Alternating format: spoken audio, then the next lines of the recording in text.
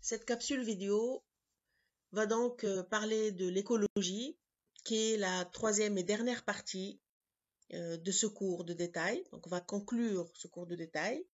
Et pourquoi nous concluons avec l'écologie?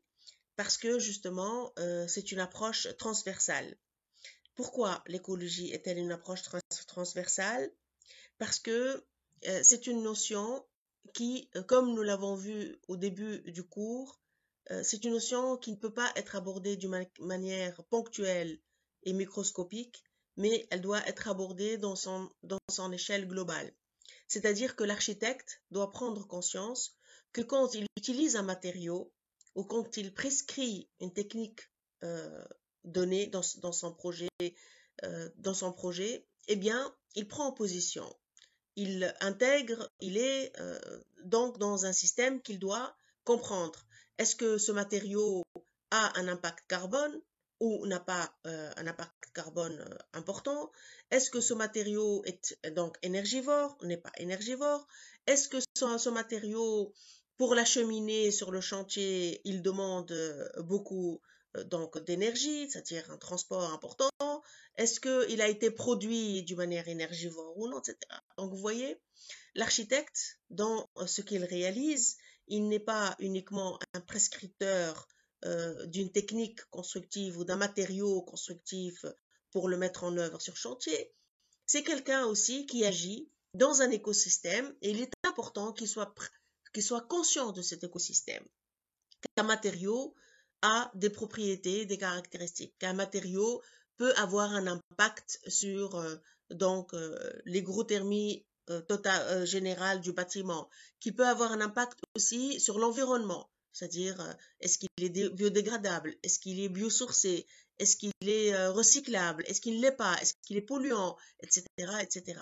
Donc, la question constructive à laquelle nous avons voulu vous initier par l'intermédiaire des différents paliers comme aborder l'architecture par l'enveloppe, par le système constructif, par le couvrement, par la question du rapport au sol, par la question des rejets, c'est-à-dire l'approche hydrique, la conception hydrique du projet, par la notion de seconde œuvre observée dans ses détails et dans son rôle par rapport à l'ensemble, etc. Par une conception lumière, c'est-à-dire comment optimiser la question de l'éclairage et donc de l'électricité, comment optimiser la consommation énergétique. Donc, toute cette notion a été adoptée dans le but, et donc, bien sûr, à travers aussi la notion de tectonique, qui permet justement de penser le constructif de ce point de vue-là, le penser dans son architecture. Le constructif ne devient pas a posteriori, mais devient un élément qui fait partie intégrante de l'architecture. Et donc, l'écologie permet de donner un but à tout cela, permet de réorganiser toutes ces notions dans le but justement de penser moins énergivore, moins polluant, moins impactant sur l'environnement, etc.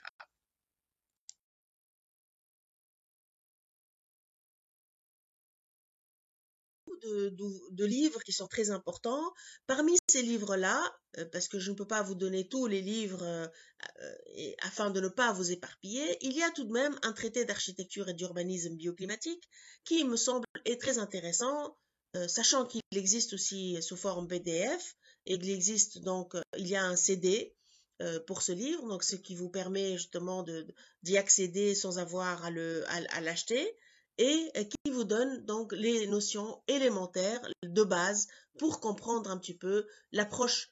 bioclimatique et l'approche écologique qui, elle, convoque des dimensions beaucoup plus importantes que les dimensions auxquelles vous faites habituellement appel lorsque vous faites votre architecture. Donc, je vous invite donc à lire et à voir le traité d'architecture et d'urbanisme bioclimatique qui est disponible sous forme de PDF. Aussi qui peuvent être accessibles pour vous et intéressants. Il y a le petit manuel de résistance contemporaine de Cyril Dian, qui a aussi fait un documentaire fort intéressant que nous allons voir ensemble et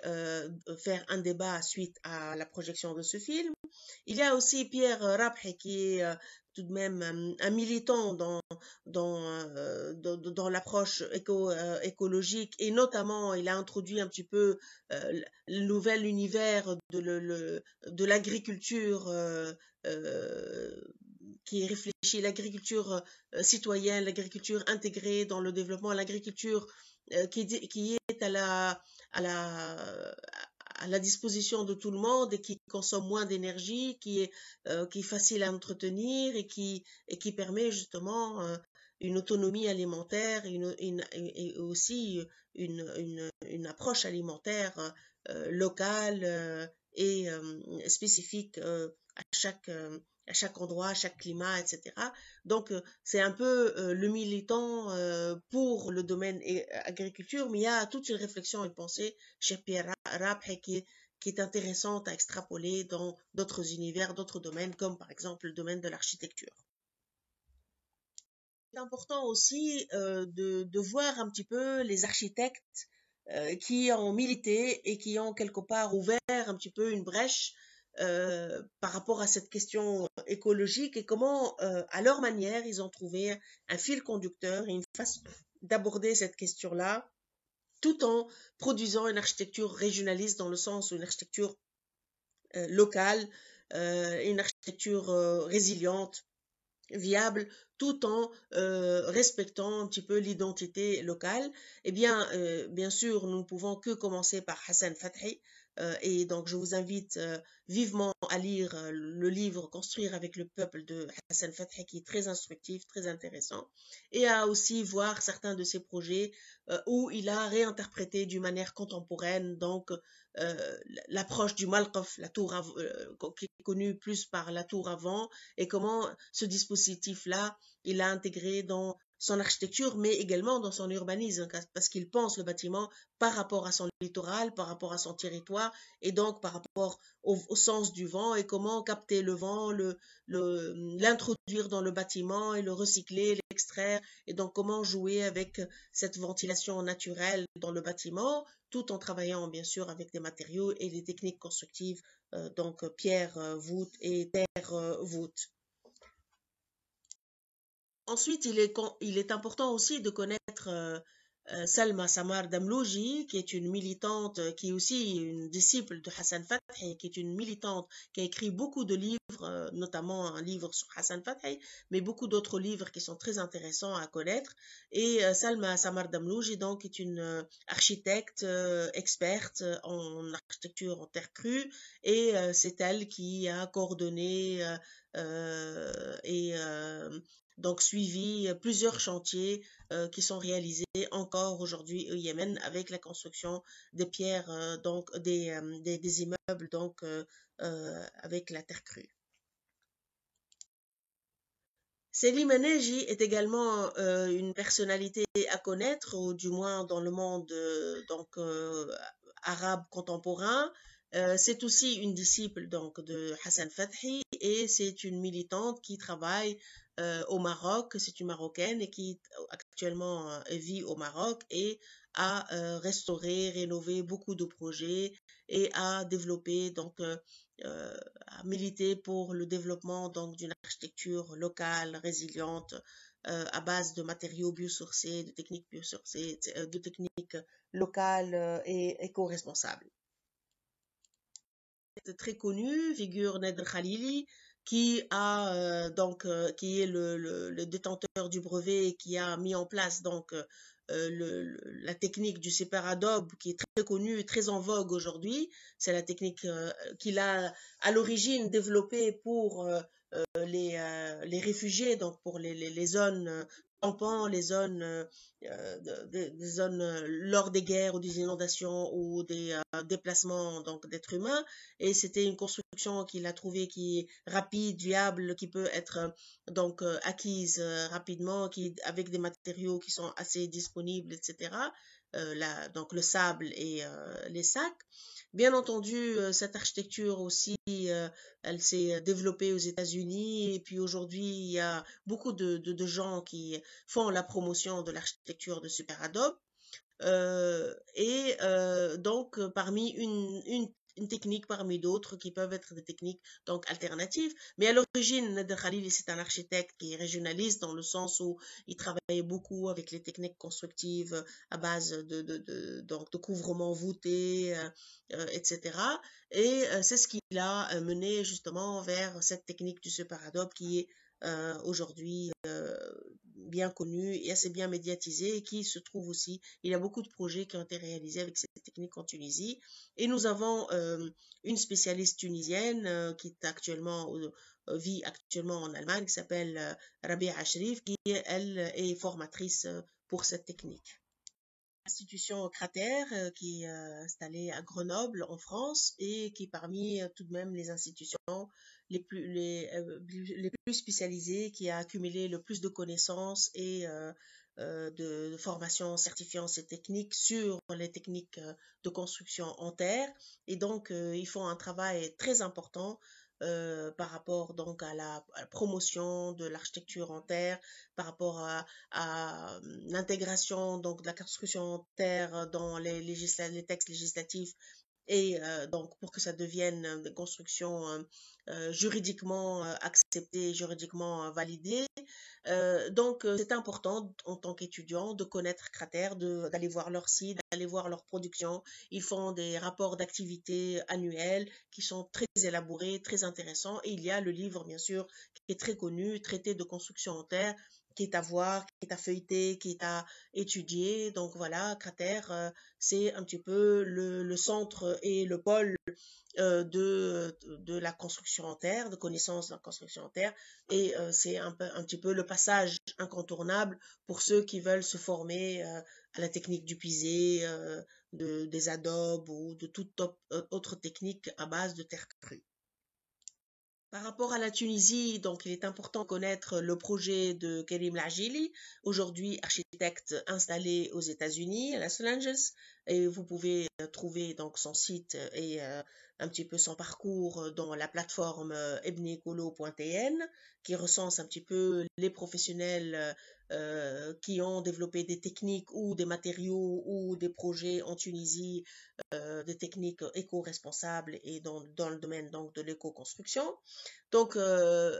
Karim Lajili est un architecte qui a été formé justement à Cratère et donc qui connaît la technique de l'identification de la terre et donc pour pouvoir réaliser donc des blocs en pisé, et il a réalisé deux projets fort intéressants du côté de l'Hawaria et qui sont à visiter absolument parce que ce sont les deux projets où il a utilisé donc la technique du pisé en tant que matériau qui permet justement d'avoir un confort thermique et un bâtiment sain. Et le pisé est aussi un matériau qui est porteur, donc il a porté le couvrement et la charpente pour le deuxième projet qu'il a réalisé sous forme avec un couvrement en charpente. Il n'y a donc ni climatiseur ni chauffage nécessaire pour les bâtiments qui sont en pisé. Donc c'est une technique qui est à valoriser, qui est à mettre en évidence. Il faut former des maîtres maçons à la technique à cette technique, puisque la terre elle est disponible, elle est gratuite et en même temps ce sont des bâtiments qui sont très viables. Donc c'est un matériau qui est très viable, qui est un excellent isolant et donc qui permet d'avoir un bâtiment fort confortable. Si c'est un projet en Tunisie qui est réalisé par nous-mêmes, Dora Smaïl et Mehdi Delege, Kartoun Design, et donc nous utilisons des techniques constructives avec la réinterprétation de la voûte. Nous utilisons la voûte avec la technique ancienne Jrida, en épi de poisson, d'une manière actualisée, en faisant des bâtiments à différentes échelles et différentes proportions. Là, c'est un des projets qui a été réalisé par Cordwood Design. Il y a d'autres projets aussi que vous pouvez voir plus tard sur la plateforme Ebnikolo, comme le projet à Mamoura ou le projet à Wensaden, etc. Donc voilà, aujourd'hui, il y a des initiatives en Tunisie d'architectes et de projets pour réaliser des constructions éco-responsables avec donc l'enduit à la chaux en extérieur, l'enduit au plâtre à l'intérieur, des techniques qui utilisent le moins possible donc les poteaux et les poutres en béton et qui fait appel à des techniques alternatives pour moins cher, plus écologiques, moins énergivores et surtout qui permettent de créer un confort intérieur intéressant. Parmi les architectes à l'international qui sont intéressants et qu'il faut absolument connaître et voir leur architecture, l'architecte régionaliste dans le sens où ils ont étudié dans des écoles à l'étranger comme Francis Quéré, par exemple, ils ont fait un parcours à l'étranger, mais ils ont essayé donc de repenser leur architecture locale par le biais écologique et surtout par le biais du respect des techniques et et de l'esthétique locale. Donc, Kéré est un architecte qu'il faut réellement observer, voir comment il a travaillé des typologies de couvrement, des architectures qui permettent, qui réfléchissent un petit peu la question de l'eau, l'apport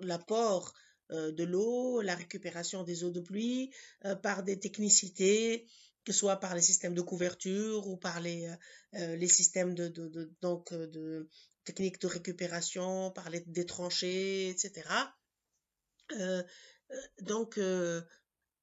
Kéré figure parmi les architectes sénégalais, régionalistes, qui est en même temps, il est britannique et sénégalais, puisqu'il a fait ses études en Grande-Bretagne, il vit aussi en Grande-Bretagne, mais il a apporté beaucoup de constructions fort intéressantes au Sénégal. Nous avons déjà parlé dans le cadre de la notion du chapitre sur le détail apport-rejet, donc sur la question de l'eau dans l'approche du projet et comment l'architecte peut être une locomotive pour justement intégrer cette question de l'eau dans l'architecture et l'urbanisme d'aujourd'hui. Et donc, on a évoqué à ce propos le projet de Toshiko Mori qui a été conçu pour justement optimiser, conçu avec les techniques locales, une réinterprétation moderne, contemporaine des techniques locales, notamment pour le couvrement, mais aussi, surtout pour la récupération de l'eau par l'intermédiaire justement de la couverture et pour l'acheminer dans des bassins qui, eux, permettent donc de récupérer d'une manière optimale l'eau et comment l'architecture, donc on a vu comment l'architecture peut être justement un dispositif au service d'une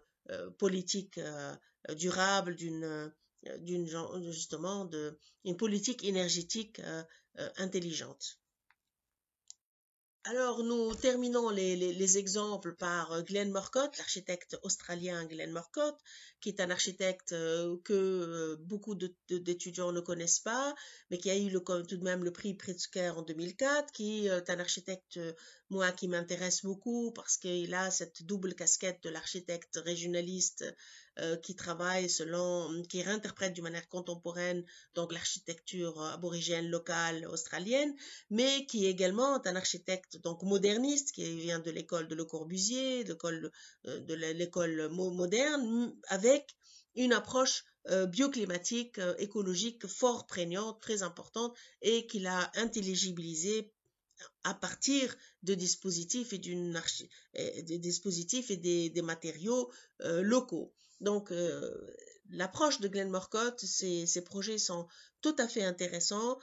parce la problématique du climat, de l'ensoleillement, de l'éclairage est toujours prégnante dans ces projets. Il utilise des dispositifs tout à fait originaux pour chaque projet, adaptés à chaque projet.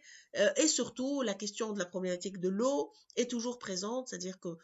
pour lui, la question de la récupération de l'eau de pluie fait partie intégrante de tous ces projets. Il n'y a pas un seul projet où Glen Morcott ne récupère pas l'eau sous forme donc de descentes d'eau pluviale qui font partie intégrante de l'architecture ou de la structure et qui deviennent donc un enjeu très important. Il récupère généralement l'eau dans des citernes, etc. Donc, l'architecture donc de Glen Morcott, son approche, sa philosophie montre qu'il est possible d'être dans son temps, d'avoir une architecture moderne, contemporaine et en même temps imprégnée, locale, spécifique à la région dans laquelle on est et qui interprète d'une manière, donc extrapole l'approche à la fois moderne, à la fois locale, dans un but écologique et bioclimatique.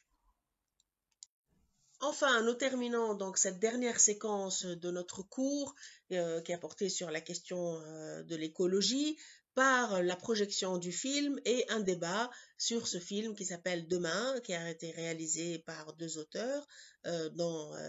Cyril Dion. Donc, à l'issue de ce film, nous allons faire un débat ensemble et un petit peu interroger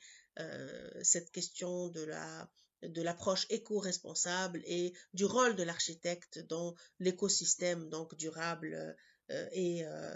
son apport par rapport à ce débat. Et je vous remercie.